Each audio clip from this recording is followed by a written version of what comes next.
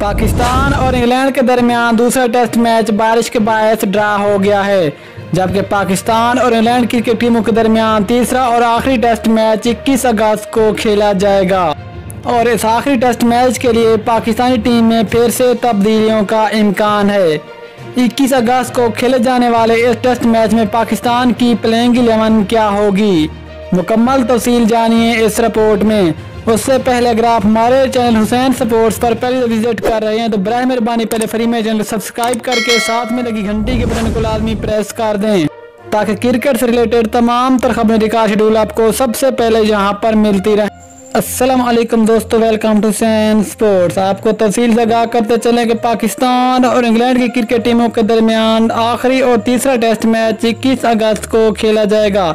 इससे पहले खेले जाने वाला दूसरा टेस्ट मैच बारिश के बायस ड्रा हो गया है, लेकिन फिर भी आखिरी टेस्ट मैच में पाकिस्तानी टीम में बहुत सी तब्दीलियां होंगी। अगर आखिरी टेस्ट मैच के लिए पाकिस्तान की कन्फर्म प्लेइंग 11 की बात करें तो इसमें पाकिस्तान की तरफ से ओपनिंग करेंगे आबिद अली और शान मसूद। अगर नंबर 3 की बात करें तो नंबर 3 पे नाम आते हैं पाकिस्तान की टेस्ट टीम के कप्तान अजहर अली, जबकि नंबर 4 पे नाम आते हैं पाकिस्तान के सुपरस्टार बल्लेबाज बाबर आजम। अगर नंबर 5 की बात करें तो नंबर 5 पे नाम आते हैं पाकिस्तान के 10 साल बाद वापसी करने वाले फवाद आलम। अगर नंबर 6 की बात करें तो नंबर 6 पे नाम आते हैं पाकिस्तान के यंग और बेहतरीन विकेट कीपर मोहम्मद रिजवान। अगर नंबर 7 की बात करें तो नंबर 7 पे नाम आते हैं पाकिस्तान के एक बेहतरीन fast bowler allrounder Faheem Ashraf. Faheem Ashraf के टेस्ट मैच के लिए पाकिस्तान की प्लेइंग 11 का हिस्सा बनाया जाएगा। अगर नंबर 8 की बात करें तो नंबर 8 पे नाम आते हैं पाकिस्तान के leg spin bowler Yasir Shah, जबकि अगर नंबर 9 की बात करें तो नंबर 9 पे नाम आते हैं सुहेल खान का।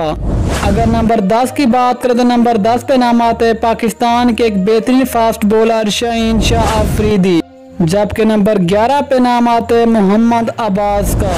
ये तो होगी पाकिस्तान की तीसरे टेस्ट मैच के लिए बेहतरीन प्लेइंग 11।